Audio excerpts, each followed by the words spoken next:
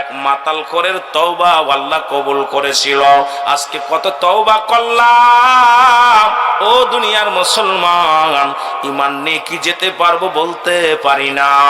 তওবা করলেন কি হাসান বসরি রাহমাতুল্লাহর কদমের মধ্যে স্বামী স্ত্রী দুজনেই আসা যাওয়া করতেন।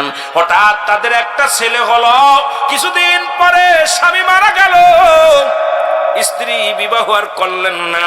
ওই সন্তানের মুখের দিকে তাকাইয়া ডাক দেখো, আমার আল্লাহ, এই সন্তানকে আমি লালন পালন করব, এই সন্তানকে পৃথিবীর মধ্যে একজন আল্লাহওয়ালা বানাইব,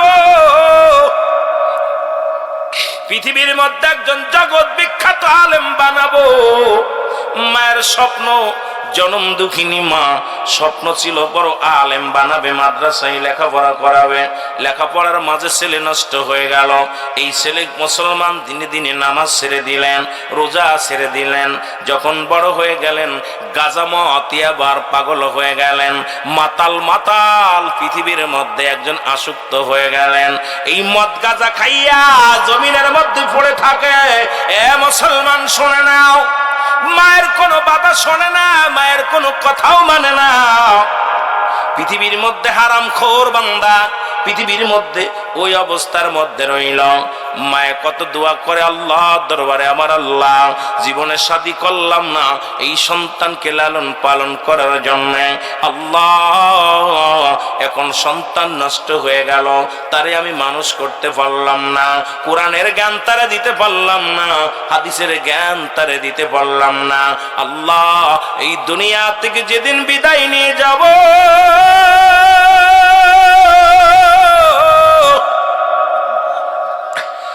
আল্লাহ আল্লাহ,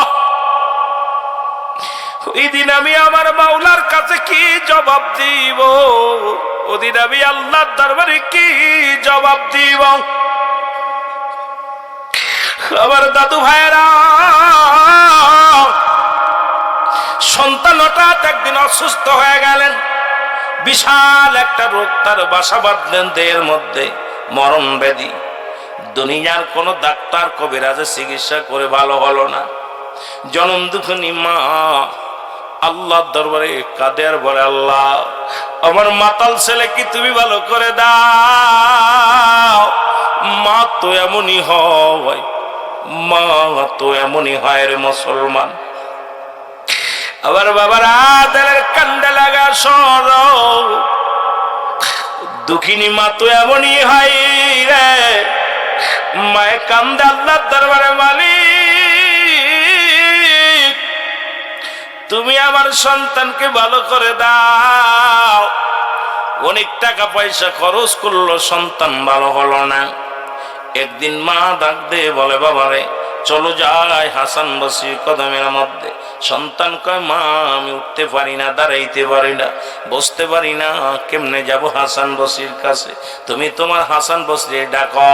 এবার মা গেলেন হাসান বসরির কাছে, হাসান বসরিকে ডাক দিতে গেলেন। হাসান বসরি কয়, মা না, কোনদিন তোমার এই সন্তানকে তওবা পড়ানো তো দূরের কথা, যদি মারা যায় তাও আমি যাব না, তার জানাজার নামাজ পড়ব না, তার কবর করব না, দাফন করব না। একজন হারামখোর বান্দার দোয়া তো দূরের কথা, ওই হারামখোর বান্দার জানাজা পর্যন্ত পড়ব না। জোরে জোরে চিল্লায়া বলা যাবে না আল্লাহু আকবার। বাড়ি আসলেন মা জননী, ছেলে ডাকতে কয়, মা গো, ও জনম দুঃখিনী মা। হাসান বসরিকে আইছে? কয়, না বাবা না, উনি আসে নাই। ছেলে ডাকতে বলে, মা আমি দুনিয়া থেকে বিদায় হয়ে যাব, মারা যাব গো মা। মা গো, তোমার কাছে একটা দাবি করবো গো মা, আমি যদি মারা যাই পৃথিবীর কোন গোরস্থানে দাফন করবা না, পৃথিবীর কোন গোরস্থানে যদি আমার লাশটা দাফন করো গো, আমার মতো পাপী যে গোরস্থানে থাকবে, ওই গোরস্থানবাসীর কষ্ট হবে গো মা। মা গো, আমার মতো গুনাহগার মা, যে গুরুস্থানে শুয়ে দিবে ওই গুরুস্থানবাসীর কষ্ট হবে গো মা। আমি যেদিন মারা যাব আমার গলার মধ্যে রশি লাগাইয়া টানতে টানতে পানির ভিতরে ফেলে দিবা, না এই জঙ্গলে ফেলে দিবা। কারণ আমি পাপিষ্ঠ দেহখানা কোনো গোরস্থানে রাখো না রে মা। কারণ আমার কারণে, আমার মতো পাপীর কারণে ওই গোরস্থানবাসীর কষ্ট হবে গো মা। তোমার কাছে দাবি করি এই বলে সন্তান মারা গেল। জোরে জোরে চিল্লা বলা যাবে না আল্লাহু আকবার। এই দুনিয়ার মুসলমান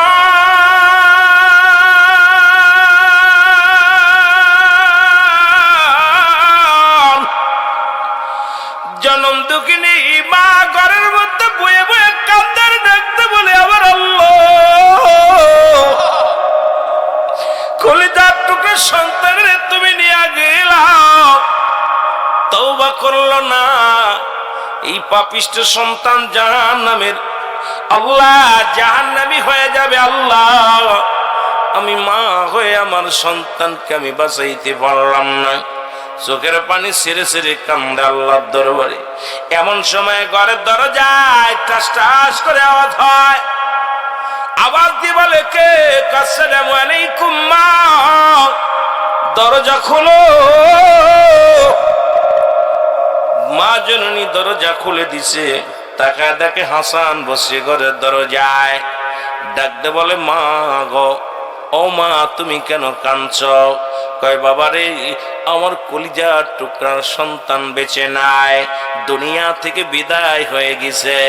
সন্তান মরার আগে বলে গেছে আমি যদি মারা যাই মা, আমার গলার মধ্যে রশি লাগাইয়া টানতে টানতে তুমি জঙ্গলের মধ্যে ফেলে রাখবা, না হয় কোথায় রাখবা মা? মা গো একটা সমুদ্রের মধ্যে ফেলে দিবা। কারণ আমার মতো পাপী রে,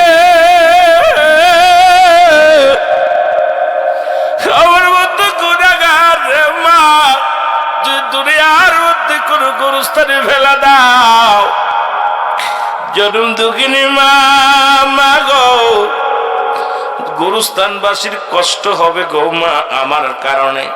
আমি একটা দাবি করে যাই, মরার পরে আমার গলার মধ্যে রশি লাগাইয়া টানতে টানতে তুমি আমারে দূরে ফেলে দিবা। হাসান বসরি একটা চিৎকার মেরে বলে মা, মা গো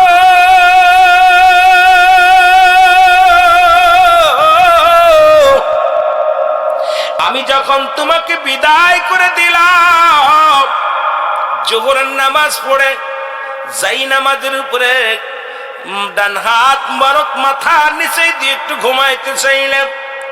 যখন আমি একটু বিশ্রামের মধ্যে গেছি, আমার ইলহামের মাধ্যমে ডাক দে বলে হাসান বসরি যাও, ওই মায়ের দোয়া আল্লাহ কবুল করে নিছে। ওই জনম দুঃখিনী মায়ের চোখের পানি জমিনের মধ্যে পড়ছে। আমি আল্লাহ সইতে পারি নাই, ওই মাতাল কোরের দোয়া আমি আল্লাহ কবুল করে ফেলেছি। কারণ মৃত্যু সরজাই যাইয়া ওই মাতাল মাকে বলেছিল মা তোমার হাসান বসরির ডাক দাও, আমি তওবা করব। যখন অনুশোচনা করছে আমি আল্লাহ কবুল করে দিছি। মা গো তোমার সন্তানের গোসল করাইবো আমি, দাফন পরাইব, দাফন করাইব আমি, কাফন করাইব আমি, জানাজার নামাজ পড়াইব আমি। গো মা তুমি কান্দো না, চোখের পানি মুছে ফেলো। তোমার মাতালের আল্লাহ কবুল করেছে, দুনিয়ার গুনাহ মাফ করে দিছে। কারণ তওবা কবুল হয়েছে আল্লাহর দরবারে, তোমার মাতাল আল্লাহ জান্নাতি করে দিছে। আজকে মুসলমান আমরা আমলের বাহাদুরি করি। আমি আপনাদেরকে বলি যদি ঈমান নিয়ে মরতে না পারি তোমার ভাগ্যে জাহান্নাম। এই জন্য আমলের বড়াই নয়, ঈমানের বড়াই করব। আল্লাহ আমার ঈমানটা তুমি মজবুত বানায় দাও। এই দুনিয়া থেকে যেন ঈমান নিয়ে মরতে পারি, এই দুনিয়া থেকে যেন আল্লাহ ঈমান নিয়ে বিদায় নিতে পারি।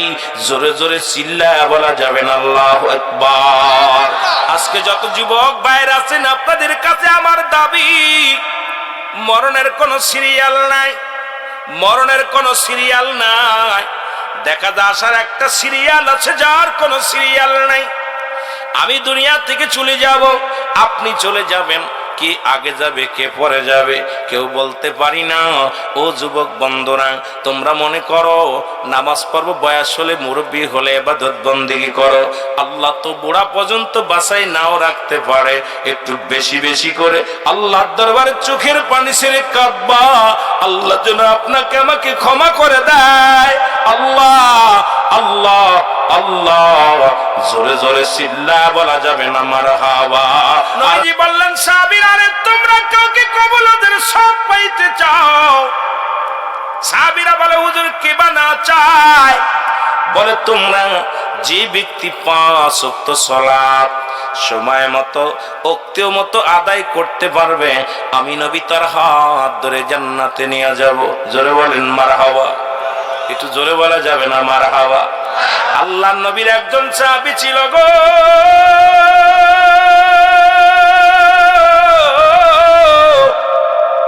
সাহাবীটার নাম হলো আব্দুল্লাহ আনসারী। নাম কি? আরো জোরে বলেন, নাম কি? আব্দুল্লাহ আনসারী। এত গরিব, তৎকালীন জামানায় আব্দুল্লাহ আনসারীর মতো এত গরিব সাহাবী কেউ ছিল না। নবীর পিছে কোনোদিন নামাজ ছাড়ে নাই। নামাজের সময় হয়ে গেলে আল্লাহু আকবার আল্লাহু আকবার নামাজের জন্য পাগল হয়ে ছুটে আসতো। এরম আব্দুল্লাহ আনসারী বাড়ি যেয়ে বলে, বিবি রে, বিবি কয়, স্বামী রে, আজকে এত আসতে দেরি হলো কেন? নামাজ আদায় করে। আব্দুল্লাহ আনসারী বলে, বিবি, আজকে আমার নবী একটা ওয়াজ করছে। বলে, স্বামী রে, কি ওয়াজ করছে বলো? বলে, নবী বলছে, যদি কোনো ব্যক্তি 5 ওয়াক্ত নামাজ সময় মতো মতো আদায় করতে পারে, আল্লাহর নবী তার সঙ্গে করে জান্নাতে নিয়ে যাবে। আব্দুল্লাহ আনসারীর বিবি ডাকতে বলে, স্বামী, আমি বাড়ি চাই না, গাড়ি চাই না রে স্বামী। আজকে অনেক মা বোন আসছেন মাহফিলে, শুইনালাম। স্বামীর কাছে কি চাইবেন? দরদি মারা শুনে না, আমিও মায়ের সন্তান, তোমরা বড় ভাগ্যবান। মাঝে মাঝে আমি বলি, মা, তোমরা নবীদের মা, তোমরা ওলিদের মা, আলেমদের মা, হাফেজ সাহেবের মা। তোমরা পৃথিবীর মধ্যে তোমাদের কত দাম যদি জানতে রে মা। ও মা, তোমরা কত দামি একবার যদি জানতে। দুনিয়ার মধ্যে বেপরদায় চলতা না, দুনিয়ার মধ্যে, এই দুনিয়ার মধ্যে রং তামাশা করতা না, কারণ তোমাদের গর্ভে থেকে আসছে নবী রাসূল গাউস কুতুব। জোরে বলেন ঠিক কিনা? এর যেমন দোয়েল পাখি যদি জানতো আমি বাংলাদেশের জাতীয় পাখি রে, জীবনে ময়লার মধ্যে পড়তো না। ঠিক কিনা? পৃথিবীর মধ্যে আমার মারা যদি জানতো এই পৃথিবীর মধ্যে নোংরা পথে হাঁটতো না, বেপরদায় চলতো না, বেগানা পুরুষের সঙ্গে চলাফেরা করতো না, পৃথিবীর মধ্যে ইসলামের বিধান মেনে চলতো। আসলে তারা নিজেদের মর্যাদা জানে না। জোরে বলেন ঠিক কিনা? আল্লাহর নবীর সাহাবী আব্দুল্লাহ আনসারীর বিবি ডাকতে বলে, স্বামী, জীবনে আপনার কাছে কোনো দামি কাপড় চাই না রে, জীবনে আপনার কাছে খাবার চাই না, অলংকার চাই না, জীবনে বাড়ি চাই না, গাড়ি চাই না। স্বামী, আমাকে একটু সময় করে দিবেন, আমিও যেন সময় মতো ওক্তের মতো 5 ওয়াক্ত সালাত আদায় করতে পারি। আপনি নবীর সঙ্গে জান্নাতে যাবেন, আমাকে একটু সুযোগ করে দিবেন, আমিও যেন নামাজটা আদায় করে রাসূলুল্লাহর সঙ্গে আপনার সাথে জান্নাতে যেতে পারি। জোরে বলো মারহাবা। আনসারী প্রতিদিন রাসূলুল্লাহর পিছে সালাত আদায় করতে আসে, সালাম ফিরায় দোষ শুরু করে। নবী একদিন বলে, সাহাবীরা রে, আমি দেখি আমার আনসারী নামাজে আসে, কিন্তু সালাত আদায় করে নামাজ শেষ করে সালাম ফিরায় দোষ শুরু করে। সাহাবীরা বলে, হুজুর নিশ্চিত দুনিয়ার প্রেমে পড়ে গেছে আপনার সাহাবী, হয়তো বিবির প্রেমে পড়ে গেছে। আল্লাহর নবী কয়, সাহাবীরা রে, আমি নবী নিজেই খবর নিব, আমার আনসারের খবর নিব। কেন? সে প্রতিনিয়ত নামাজ শেষে দৌড়ে বাড়ি যায়, রহমতের নবী কি করলেন? আনসারীর বাড়ি চলে গেলেন, বাড়িতে সালাম দেয়, আসসালামু আলাইকুম ইয়া আহলাল বাইত, আসসালামু আলাইকুম ইয়া আহলাল বাইত। সালামের কোনো জবাব আসে না। নবী গুসা হয়ে ফিরে আসলেন, পিছন থেকে সালামের জবাব দেয়, ওয়ালাইকুম আসসালাম ইয়া রাসূলুল্লাহ, ওয়ালাইকুম আসসালাম ইয়া হাবিবাল্লাহ, ওয়ালাইকুম আসসালাম ইয়া রাহমাতাল লিল আলামিন। মারহাবা বলেন। আল্লাহর নবী ডাক দে বলে, আনসারী রে,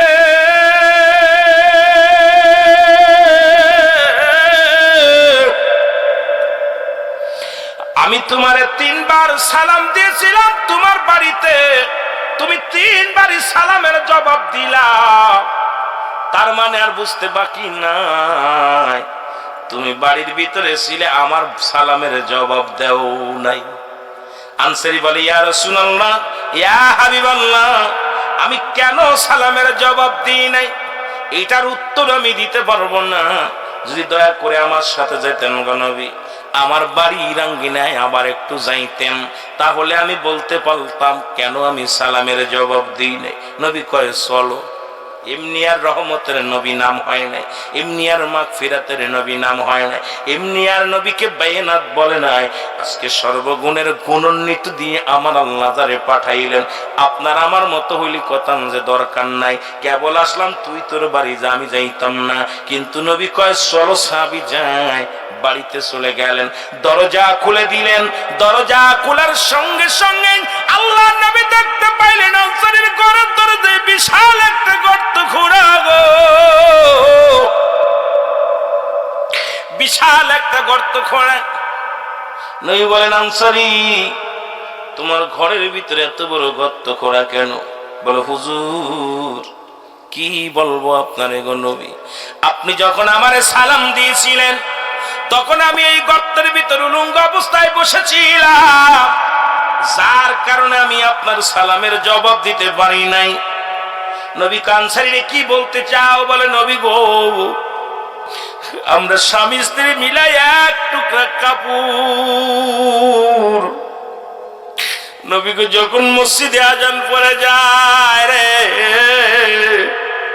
যখন মসজিদে আজান পড়ে যায়, আমি ওই কাপড় পরিয়া আমার বিবি উলঙ্গ অবস্থায় গর্তের মধ্যে বয়া থাকে রে,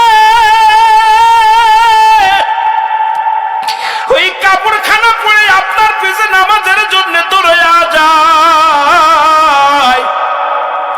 নামাজ শেষ করে আবার যখন আমি ঘরে ফিরি, আমি গর্তের মধ্যে ঢুকে যাই, ঢুকে আমি উলঙ্গ হয়ে কাপড়খানা আমার বিবিরে খুইলা দিই। আমার বিবি ওই কাপড় পরে নামাজে দাঁড়ায়া যায়।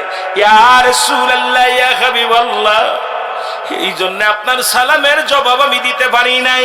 যেহেতু আপনি সালাম দিয়েছিলেন যখন, আমি তখন উলঙ্গ অবস্থায় গর্তের মধ্যে বসেছিলাম, এই কারণে আপনার সালামের জবাব দিতে পারি নাই।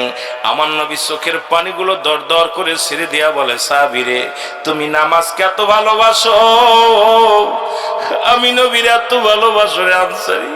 আনসারী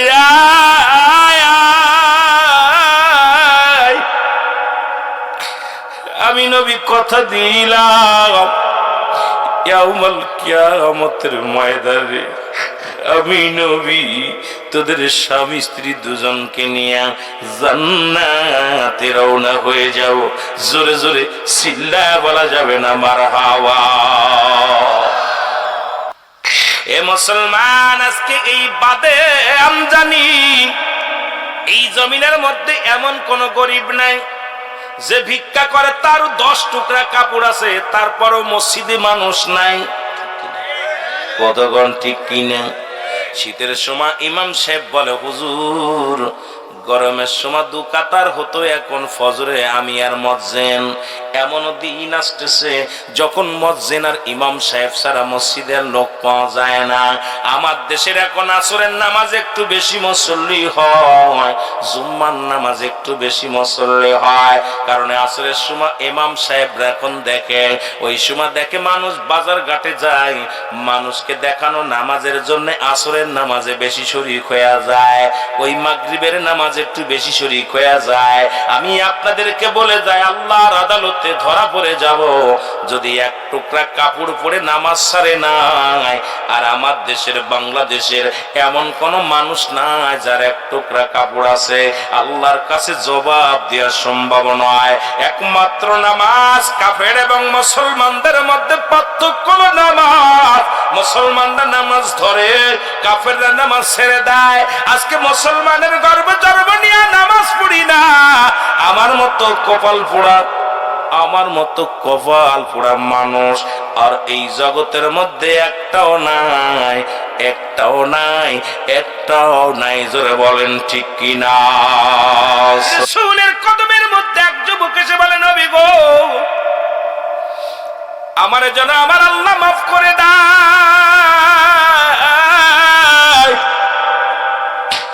আমার নবী ডাক দিয়ে বলে, যুবক রে, তুমি তওবা করো, তওবা করে গুনাহ আল্লাহ মাফ করে দেয়। যুবক বলে, নবী গো,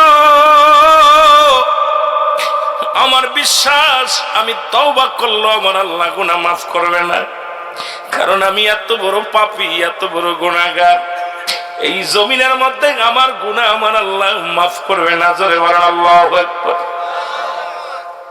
আল্লাহর নবী ডাক দিয়ে বলে, যুবক রে,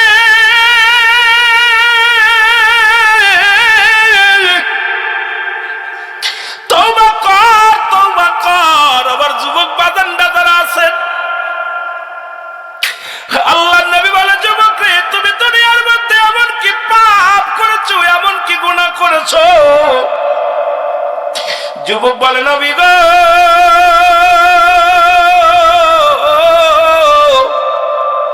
এই মক্কা মদিনার বুকে কাপড়ের কাপড় চুরি হতো।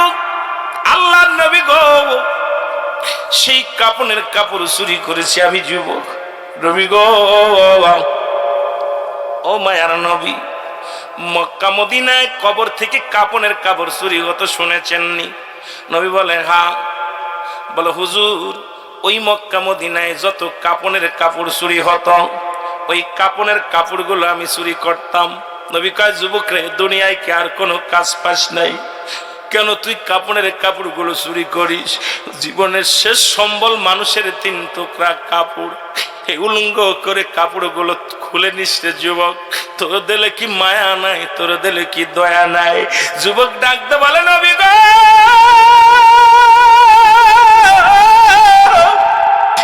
আমি বড় পাপী, আমি বড় অপরাধী। নবী গো, নবী কয়, যুবক রে, তওবা কর। বলে, হুজুর, আমার মন বলে আমি তওবা করলে আমার গুনাহ মাফ হবে না। কয়, যুবক আর কি করেছি? বলে, হুজুর, অনেকদিন যাবত মক্কা মদিনায় কোনো মানুষ মরে না, আমার ব্যবসাও ভালো চলে না, আমি কাপড়ের কাপড় চুরি করতে পারি না, আমারও হাত টানাটানি ভালো চলতে পারি না। হঠাৎ করে শুনতে পারলাম মহল্লার মধ্যে এক সুন্দরী মহিলা মারা গেছে। ইয়া রাসূলুল্লাহ, ইয়া হাবিবাল্লাহ, আমি আস্তে আস্তে চলে গেলাম, ওই যুবতীর দাফনে আমি শরীক হলাম, কাপনে আমি শরীক হলাম, জানাজায় আমি শরীক হলাম। রাতের অপেক্ষায় বসেছিলাম। যখন রাত্র হয়ে গেল, এলাকার মানুষগুলো কবর গোরস্থান ছেড়ে দিয়ে যখন বাড়িতে গেল, আমি আস্তে আস্তে কবরখানা খুললাম। কবর খুঁড়িয়া উপর থেকে মাছের চাউলিগুলো সরাইলাম। এরপরে আমি যুবতীর কবরের মধ্যে ঢুকলাম। ঢুকে যখন কাপনের কাপড়টা আমি টানতে খুলে নিলাম, যখন কাপনের কাপড়গুলো খুলে নিয়ে উঠে আসবো, ভিতর থেকে কে যেন আমার ভিতর থেকে বলে, যুবক, সারা জীবন কাপনের কাপড় চুরি করলি, একবার তাকায়া দেখ এই যুবতী মহিলা, এত সুন্দরী মহিলা পৃথিবীর মধ্যে আর দ্বিতীয় জন নাই। যুবক রে, জিনা কর, জিনা কর। তখন আমি ওই মহিলার মুখের দিকে তাকায়, দেখে তার রূপ যৌবন দেখে আমি সহ্য করতে পারি না। ইয়া রাসূলুল্লাহ, ইয়া হাবিবাল্লাহ, সঙ্গে সঙ্গে আমি ওই যুবতীর সঙ্গে জিনায় লিপ্ত হয়ে গেলাম নবী গো। সঙ্গে সঙ্গে আমি জিনায় লিপ্ত হয়ে গেলাম। জিনা শেষে কাপনের কাপড়গুলো নিয়ে কবর থেকে লাফ মেরে যখন উঠতেছিলাম নবীগণ, সঙ্গে সঙ্গে একটা আওয়াজ আমি শুনতে পাইলাম, ডাকতে বলে যুবক,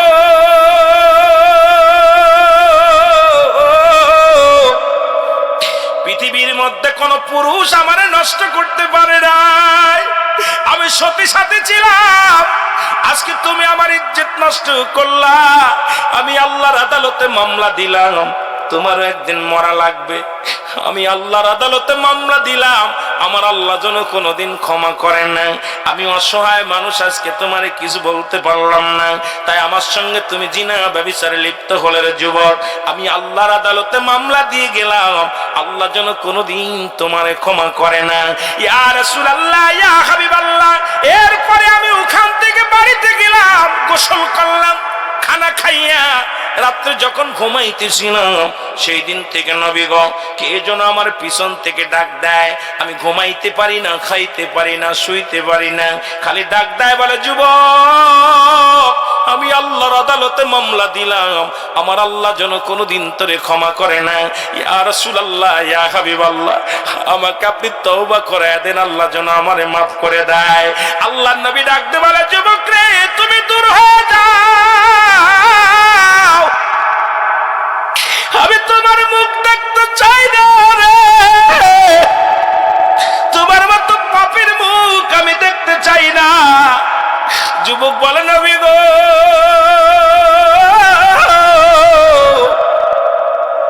আপনার কদম থেকে যদি আবার বিতাড়িত করে দেন, পৃথিবীর কোথাও যার জায়গা নাই। ইয়া রাসূলুল্লাহ, আমি জাহান্নামী হয়ে যাব, আবার আল্লাহ যেন মাফ করে দেয়। আমার নবী কয়, দূর হয়ে যাক। যুবক চলে গেলেন, কানতে কানতে একদিন নাই, দুদিন নাই, 40টা দিন জঙ্গলের মধ্যে কানতে কানতে চোখের পানি পড়ে গা হয়ে গেল, সওলের গোস্তগুলো খসে খসে পড়তে লাগলো। আল্লাহর দরবারে কান্দার বলে, আল্লাহ, আমি পাপী, আমি গুনাহগার, তুমি আমারে মাফ করে দাও, আমার গুনাহগুলো মাফ করে দাও। মুসলমান, 40 দিন পরে খবর পাইল যুবক, আর কান্দিস না, তোর চোখের পানি আল্লাহ সইতে পারে নাই, তোরে মাফ করে দিছে, চলে যা নবীর দরবারে। চলে গেলেন যুবক নবীর দরবারে। আমার নবী বলে, যুবক রে, তুমি আবার আসছো? যুবক বলে, ইয়া রাসূলুল্লাহ, ইয়া হাবিবাল্লাহ, আপনার কদম থেকে যদি বিতাড়িত হয়ে যায়, যার নাম ছাড়া কোনো গতি নাই। ইয়া রাসূলুল্লাহ, ইয়া হাবিবাল্লাহ, নবী গো,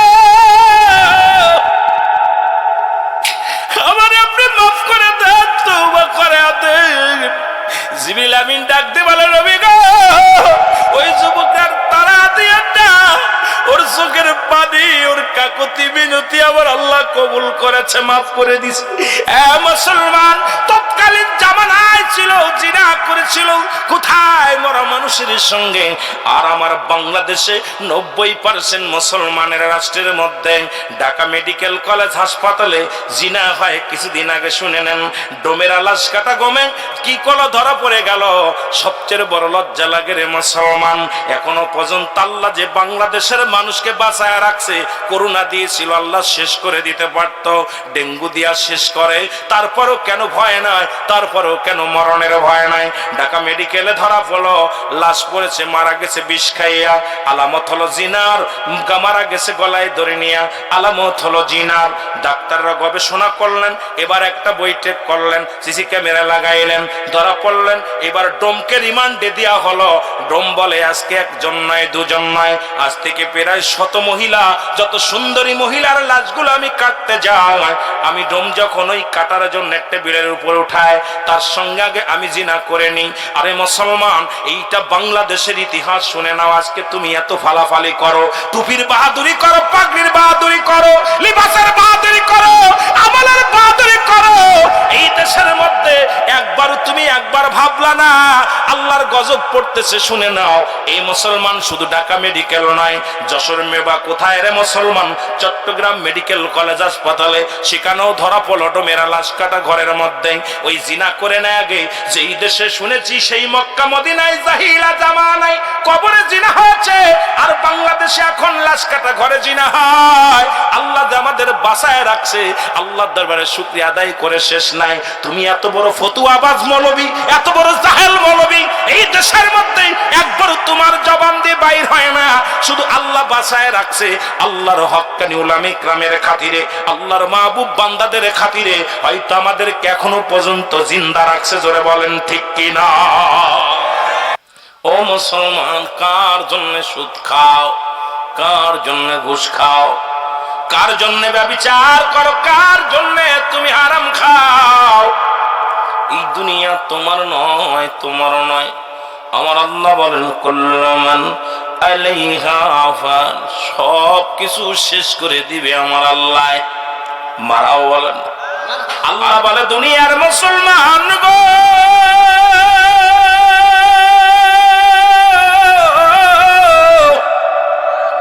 এই দুনিয়াটা আমি চূর্ণ বিচ্ছিন্ন করে দিব, এই দুনিয়ার মাটিগুলো আমি রাখবো না, এই মাটিগুলো আমি আল্লাহ পুড়ে তামা বানায়া দিব। এই জমিনটা আমার আল্লাহ চূর্ণ বিচ্ছিন্ন করে দিবে রে ভাই।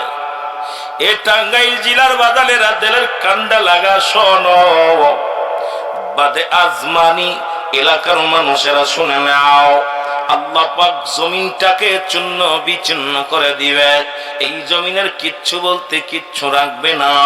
এই জমিনের যত পানি আছে পানিগুলো আমার আল্লাহ পুরায়া ছাই বানায়া দিবে। কিচ্ছু বলতে কিচ্ছু যেদিন থাকবে না, সেদিন থাকবে শুধু আমার আল্লাহ। ইবাদত করব কার? জোরে বলেন কার?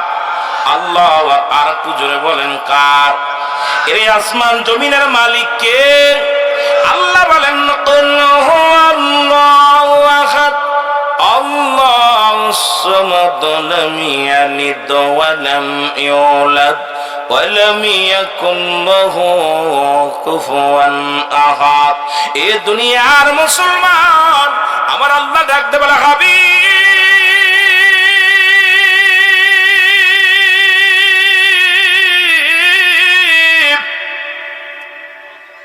আপনি ওদের জানা দেন আমি আল্লাহ এক। যারা চন্দ্র পূজা করে, যারা প্রতিমা পূজা করে, যারা দুনিয়ার মধ্যে আমি আল্লাহকে ব্যতীত আর আল্লাহ বানাইল, যাদের অনেকগুলো ভগবান বানাইল, দেবতা বানাইল, তাদেরকে আপনি জানা দেন আমি আল্লাহ এক। আমার কোনো দ্বিতীয় নাই, কারো থেকে জন্ম নিই নাই, কারো তেরোদের জন্ম দিই নাই। পৃথিবীর মধ্যে আমি কাউরে দুনিয়ায় কি করি নাই, জন্ম দিই নাই, কারো থেকে জন্ম নিই নাই। আসমান জমিনের ভিতরে আমার সমতুল্য, আমার সমকক্ষ কেউ নাই। এই জন্য দ্বিতীয় সিজদা পাওয়ার অধিকার কারণ নাই। এই দুনিয়ার মধ্যে ইবাদত বন্দেগী কার করব? আমার আল্লাহর করব, অন্য কারণ নয়। এই দুনিয়ার মুসলমান শুনে নাও, এই মাওলার ইবাদত যদি বন্দেগী করে যদি দুনিয়া থেকে বিদায় নিতে পারো, এই দুনিয়া তো শান্তি, পরপারও শান্তি, কবরে শান্তি, মরণে শান্তি, হাসরের ময়দানে শান্তি। আর এই শান্তি যদি পেতে হয় আল্লাহর দ্বীনের বিধান মেনে চলা লাগবে। জোরে বলেন ঠিক কিনা? এ দুনিয়ার মুসলমান শুনে নাও, এই জন্য আমি শুরু থেকেই তওবা করাইলাম। তওবাকারীকে আল্লাহ ভালোবাসে, জোরে কোন ঠিক কিনা? কিয়ামত পর্যন্ত কোন নবী আইব না, কিয়ামত পর্যন্ত তওবার দরজা খোলা। আগে হলো ঈমান, তারপরে হলো নামাজ, তারপরে রোজা, তারপরে কিরে বাজান, তারপরে হজ, তারপরে যাকাত। ঈমান, কালেমা, নামাজ, রোজা, হজ, যাকাত। আমরা গরিব যারা, আমাদের এক নাম্বারই হলো ঈমান, কালেমা, যেটা পড়লাম লা ইলাহা, নাই কোনো ইলাহা ইল্লাল্লাহু আল্লাহ ছাড়া, মুহাম্মাদুর রাসূলুল্লাহ সাল্লাল্লাহু আলাইহি ওয়াসাল্লাম। এক নাম্বারে ঈমান আনলাম, দুই নাম্বারে নামাজ। ঠিক কিনা? ঠিক কিনা? আরো জোরে বল। 3 নম্বরে রোজা। আর ধনীদের জন্য বাজানরে, ধনীদের জন্য যাকাত এবং হজ, এই দুটা তাদের জন্য, এটা গরিবের জন্য নয়। আমরা গরিব মানুষ, ঈমান আনছি, কালেমা পড়েছি, ঈমান আনছি। 1 নম্বরে ঈমান আনলাম আল্লাহ ছাড়া কোনো মাবুদ নাই, আল্লাহকে পাওয়ার একটা মাত্র মাধ্যম, ঠিকানা, তিনি হলো রাহমাতাল লিল আলামিন। জোরে বলেন ঠিক কিনা? নামাজের কথা বলতে যে একটা কথা মনে পড়ে গেল, শুধু নামাজ নয়, জামাতের সঙ্গে নামাজ। ওলামা একরাম আলোচনা করে, এক ওয়াক্ত নামাজ যদি ছুটে যায়, কাজা আদায় করলে 2,88,00,000 বছর জাহান্নাম। কত বছর? কত বছর? শুধু কাজা আদায় করলে। কি আদায় করলে? এক ওয়াক্ত নামাজ যদি কাজা যায়, এটা যদি আদায় করে, এমন পরিমাণ, এত পরিমাণ গুনাহ। কত? কথা কই না?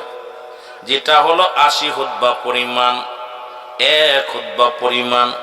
80 খুতবা নয়, 1 খুতবা, 80 খুতবার 1 খুতবা পরিমাণ হলো 2,88,00,000 বছর জাহান্নাম। আর 79 খুতবা আছে, তাহলে কত কঠিন, কতদিন জাহান্নাম ভোগ করতে হবে। আপনার আমার জীবন থেকে সালাত, কত নামাজ ছুটে গেল। নবীজি নামাজের জন্য মেহনত করেছে, সাহাবীরা নামাজের জন্য মেহনত করেছে, তাবিরা নামাজের জন্য মেহনত করেছে। আজকে আমরা মুসলমান, আমাদের কেন নামাজের ওয়াজ করা লাগবে? আমরা মুসলমান হইয়া যেহেতু দুনিয়ার মধ্যে আগমন করেছি, আমাদের নামাজ নামাজ, কালেমা কালেমা কেন বলা লাগবে? কারণ কালেমা, নামাজ, রোজা, হজ, যাকাত ইসলামের 5টি স্তম্ভ। এই 5টা খুঁটি ঠিক রাখার দরকার আছে কি না? শরিয়াত, তরিকত, হাকিকত, মারিফাত, আগুন, পানি, মাটি, বাতাস, ইসলাম, ঈমান, ইহসান, কেন তুমি ভুলে গেলে রে মুসলমান? আজকে এগুলোর বিধান যদি তুমি ভুলে যাও, তুমি কেমন মুসলমান রে দুনিয়ার মধ্যে? শুনে নাও, নবী বলেন নামাজের জন্য নবী কত কষ্ট করেছে। একদিন নবী অসুস্থ হয়ে গেলেন। আপনারা যারা নবীরে মানেন, নবীর উম্মাত বলে স্বীকার করেন গো, আমার নবী একদিন অসুস্থ হয়ে গেলেন। আমার নবী সারাদিন অপেক্ষা আছে, সালাত জামাতের অপেক্ষা আছে রে। আম্মা জান আয়েশা সিদ্দিকার ঘরে গো, নবী অসুস্থ হইয়া আম্মা জান আয়েশা সিদ্দিকার উপরে, তুরতের উপরে মাথা রেখে নবী ঘুমায়। নবীজির অত্যন্ত শরীরটা বড় দুর্বল এবং জ্বর। নবী বারবার বলে, আয়েশা রে, আজান হইছেনি, আজান হইছেনি। আজান হয়ে গেল, আসরের নামাজের ইমামতি করলেন ও মুসলমান সিদ্দিক আকবর হযরত আবু বকর সিদ্দিক রাদিয়াল্লাহু তাআলা আনহু। জোরে বলেন মারহাবা। নবীজি তার আম্মা জান আয়েশা তাকায় তাকে, আব্বা জান নামাজ আদায় করে। একে তো হলো রাহমাতুল লিল আলামিন, হলো স্বামী, রহমতের নবীর শ্বশুর হলো আম্মা জান আয়েশা সিদ্দিকার আব্বাজান হলো হযরত আবু বকর সিদ্দিক রাদিয়াল্লাহু তাআলা আনহু, ইসলামের প্রথম খলিফা। আম্মা জান আয়েশা তাকায় দেখে রে, আব্বাজান নামাজের ইমামতি করে, মুসল্লিরা আব্বার ইমামতি স্বীকার করে নামাজ আদায় করে। জোরে বলেন মারহাবা। আরো জোরে। নবী বলে, আয়েশা রে, নামাজ হইছেনি। রহমতের নবীর আম্মা জান আয়েশা মাথাখানা উঁচু করে ধরলেন। নবী জানালা দিয়া দেখে রে, নামাজের ইমামতি করে হযরত আবু বকর সিদ্দিক রাদিয়াল্লাহু তাআলা আনহু। আর শত শত মুসল্লি দাঁড়ায় গেছে হযরত আবু বকর কি ইমাম বানাইয়া। নবীজি দরদর করে চোখের পানি ছেড়ে দিলেন, হাওমা করে কেঁদে দিলেন। আম্মা জান আয়েশা বলে, আল্লাহ, কোনদিন দেখি না আমার নবী ছিল ইমাম, ওই মসজিদে মেম্বারে দাঁড়াইতেন আমার নবী, নবীর পিছে সালাত আদায় করত। আজকে ইমাম পরিবর্তন হয়েছে। আমার মন বলে, আমার স্বামী বুঝি আর দুনিয়ায় বেশি দিন বাঁচবে না, রহমতের নবী বুঝি আর বেশি দিন দুনিয়ায় থাকবে না, নবী বিদায় নিয়ে যাবে। পেরেশানিত হয়ে গেলেন আম্মা জান আয়েশা সিদ্দিকা। আল্লাহ, যেহেতু ইমাম পরিবর্তন হয়েছে আর বুঝতে বাকি নাই, নবী আর বেশি দিন আমাদের মধ্যে নাই। আমার চিন্তা করে আমার নবী কেন কাঁদলো রে? নবী চোখের পানি ছেড়ে কাঁদলো। আমার আব্বা জান বুঝি ইমাম হয়েছে, নবী মানতে পারে নাই, আমার নবী সহ্য করতে পারে নাই। এই কারণে নবী বুঝি চোখ দিয়া দরদর করে পানি ছেড়ে দিছে। আম্মা জান আয়েশা সিদ্দিকা বলে, ইয়া রাসূলুল্লাহ, ইয়া হাবিবাল্লাহ, আপনি কেন কাঁদেন? আপনি একাধিকবার আমার জিগাইলেন, আয়েশার আযান হইছে নি, নামাজ হইছে নি। আয়েশা রে, আসরের নামাজের ইমামতি কে করে? নামাজ জামাতে হইছে নি? ইয়া রাসূলুল্লাহ, ইয়া হাবিবাল্লাহ, নবী গো, আমি দেখলাম আপনি চোখের পানি ছেড়ে কাঁদেন, আপনার চোখের পানি দর দর করে জমিনের মধ্যে পড়ে গো নবী। আমার নবী বলে, আয়েশা রে, এটা আমার দুঃখের কান্না নয় রে, এটা আমার আনন্দের কান্না। আমি নবী নামাজের জন্য কত মার খাইলাম, আমি নবী নামাজের জন্য কত না কষ্ট করলাম। এই নামাজের দাওয়াত দিতে যাইয়া জুতা পর্যন্ত রঙিন করে ফেলেছি। এই নামাজের দাওয়াত দিতে যাইয়া কাফেরদের হাতে কত নির্যাতিত হয়েছি। আমি আজকে দেখতে পাইলাম আমি নবী নামাজ সালাত সালাত জামাতের জন্য কত কষ্ট করলাম। আজকে আমি যাওয়ার আগে আমার এই দু চোখ ভরে দেখে গেলাম, আমি মরেও শান্তি পাবো, আমি বিদায় নিয়েও শান্তি পাবো।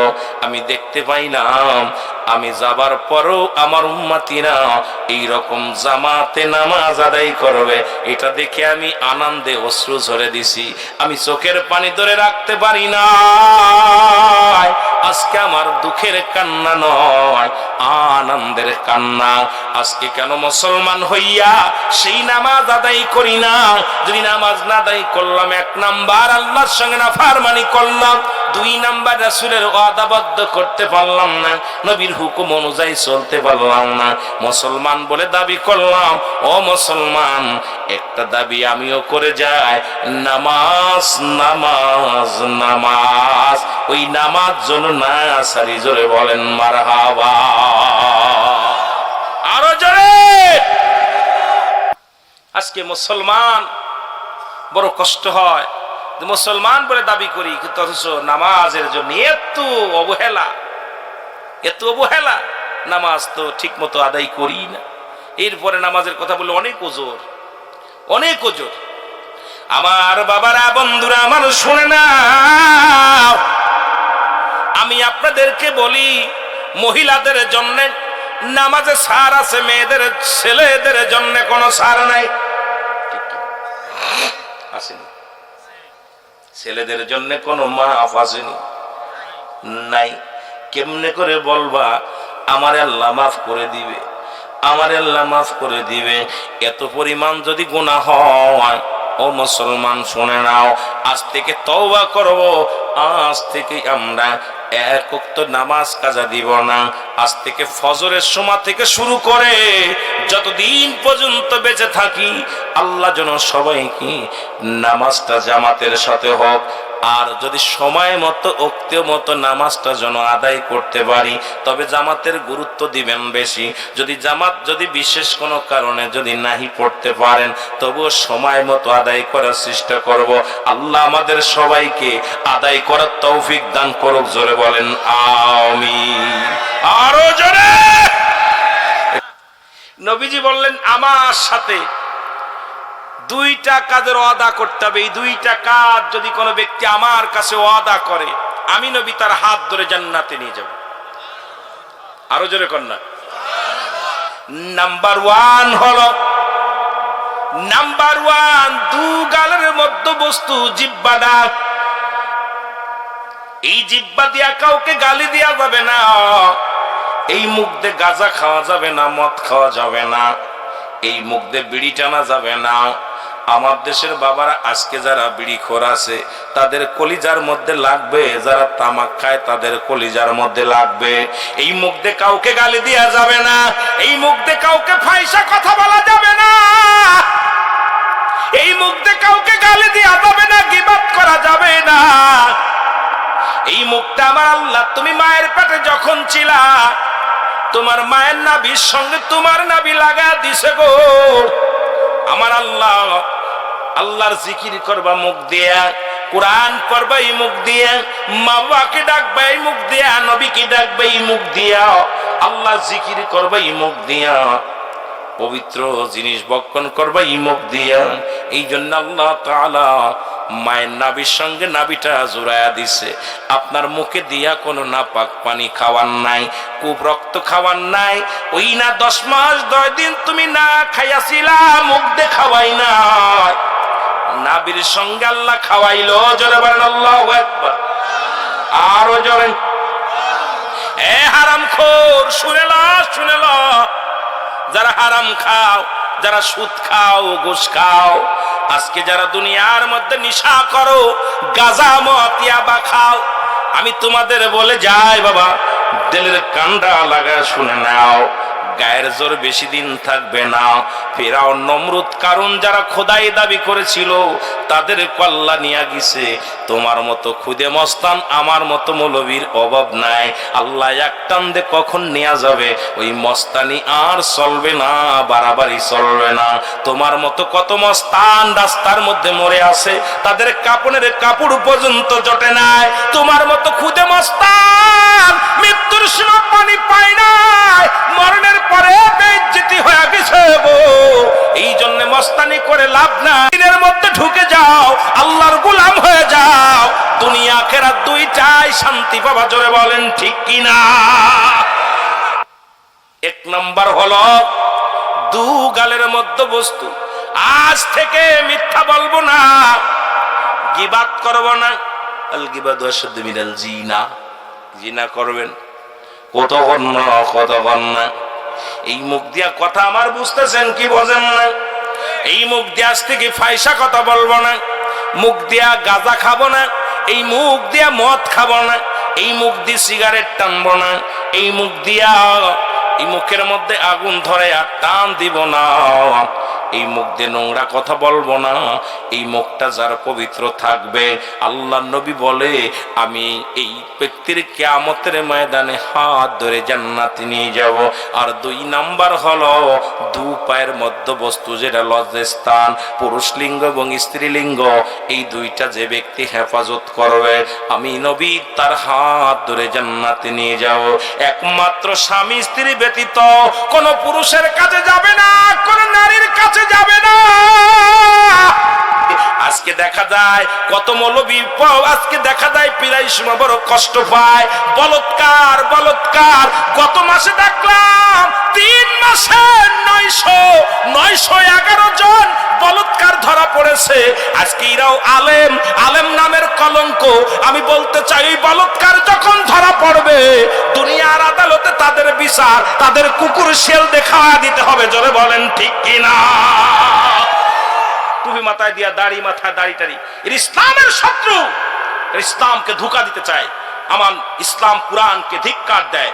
তারা চিন্তা করে এগুলো করলে মুসলমানদের ক্ষতি হবে। এরা ইহুদিদের 5 গোলাম। জোরে বলেন ঠিক কিনা? এরা মুসলমানদের শত্রু, মুসলমানদের বন্ধু না। দাড়ি টুপি লাগায় ফিরাউন কারুনের মতো, আবু জেহেলের মতো দেখা যায় প্রায় সপ্তাহে সপ্তাহে বলৎকার ধরা পড়তেছে। আমি মাঝে মাঝেই বলি, বাংলাদেশ সরকারের কাছে দাবি করি যে বলৎকার সে মৌলবী হোক, মুন্সি হোক, যেই হোক না কেন, সে যদি বিবাহিত হয় তাকে কুকুর শেল দেখায় দেন, যদি অবিবাহিত হয় তাকে মারতে মারতে দুনিয়া সারা করে ফেলো। যেটা বলেন ঠিক কিনা? তো পুরুষ বা নারী, যে মেয়ে বা পুরুষ যদি বিবাহিত অবস্থায় জিনা করে, শাস্তির বিধান হলো তাকে বুক পর্যন্ত মাটির নিচে পুঁততে হবে। পুঁতে তার উপরে কঙ্কাল নিক্ষেপ করতে হবে, পাথর ছুঁড়ে মারতে হবে। যতক্ষণ পর্যন্ত মরবে না ততক্ষণ পর্যন্ত তার মারা বন্ধ হবে না। যখন সে নিশ্চিত মারা যাবে তখন তাকে মাটিতে খুঁজে উঠাইতে হবে। খুঁজে উঠাইয়া এটা কুকুর শিয়াল দেখাওয়া দিতে হবে। এটার বিধান নাই মাটি দেওয়ার। কোন জিনাকারী পুরুষ, জিনাকারী নারী এদের বিধান নাই, ইসলামের বিধান নাই তাকে দাফন করা। আজকে আমার দেশে যদি একটা বিচার হতো এই টাঙ্গাইলের জমিনে, আমার বিশ্বাস এই টাঙ্গাইল জেলার মধ্যে আমার যুবক, আমার যারা বাবারা আছে, আমার যারা মারা আছে, জিনার নামটাও মুখে নিত না। জোরে বলেন ঠিক কিনা? বিচার নাই, বিচার নাই। কারণ 10,000 মেরে দিলে দুদিন জেল খেটে চলে আসে, আর গলায় ফুলের মালা দেয়। আমার দেশে যে যারা জিনা করে জেলে যায় দেখছি, খুন করে জেলে যায়, এরপরে বাইরে আরে ফুলের মালা নিয়ে নেতা হয়ে বাইরে। লজ্জা করে। এই বাংলাদেশে প্রায় 90% মুসলমান, তারপরও ইসলামের বিধান নাই। এর চাইতে কষ্ট আর বলতে পারি না। জোরে বলেন ঠিক কিনা? যদি কোনো অবিবাহিত পুরুষ, অবিবাহিত নারী যদি জিনা করে, এই যে ছেলেরা আইছে, এরা যারা অবিবাহিত আছে, যারা অবিবাহিত, যারা বিয়ে করে নাই, এই সমস্ত ছেলেরা যদি জিনা করে, এদের বিধান হলো এদেরকে গায়ে 100 ডোরা মারতে হবে। আর তা আমার মতো সলিমুদ্দিনা এলাকার যিনি মান্যগণ্য ব্যক্তি, যার গায়ে বল আছে, তার হাতে বেদ দিতে হবে। সেই বেদ দিয়ে তাকে মারতে হবে। কয়েকটা বাড়ি মারার পর যদি মারা যায়, মারা গেলে তাকে দাফন করাতে হবে। দাফন করায় বাকিটা কবর উপর মারতে হবে। এটা হলো শাস্তির বিধান। একটা যুবকী যদি, একটা যুবতীর যদি এইরকম আজকে শাস্তির বিধান থাকতো, আল্লাহর কসম রিসোর্টে ধরা পড়তো না। আজকে যদি বিচার থাকতো, আমার দেশে জিনা ব্যভিচার চলতো না। জোরে বলেন ঠিক কিনা? এখন মোবাইল দেখতেছি, পাপ, জিনা করতেছি। দাউসের পিতামাতা বিনা হিসেবে জাহান্নামে যাবে। বিনা হিসেবে তুমি মসজিদে বইয়া তসবিহ টিপতে টিপতে আর হাত ছুলে ফেলেছো, কপাল ছুলতে ছুলতে দাগ ফেলাই দিছো, তসবিহ ছাড়ো না, কোরআন শরীফ ধরে পড়তেছো। ছেলে মেয়ে দাউস কলেজে যাওয়ার নাম নিয়ে রিসোর্টে যাচ্ছে, তোমার ছেলে জিনা করতেছে, তোমার ছেলে মদের আড্ডায়। আল্লাহর কসম, তোমার নামাজ, তোমার জিন্দেগি সব বরবাদ হয়ে যাবে। তুমি কি করো? সঙ্গে যখনই জানতে পারবা তোমার ছেলে বেনামাজি, গাঁজাখোর, মদখোর, তোমার ছেলে জিনাখোর, সঙ্গে সঙ্গে তুমি এফিডেভিট করে তাকে ত্যায্য করে দাও। আল্লাহর আদালতে বাঁচতে যদি চাও, যদি আল্লাহর আদালতে বাঁচতে চাও, এই ছেলে মেয়ে তোমার না, এটা আমানত। এটা খেয়ানত করার অধিকার তোমার নাই। জোরে বলেন ঠিক কিনা? আরো জোরে বলেন ঠিক কিনা?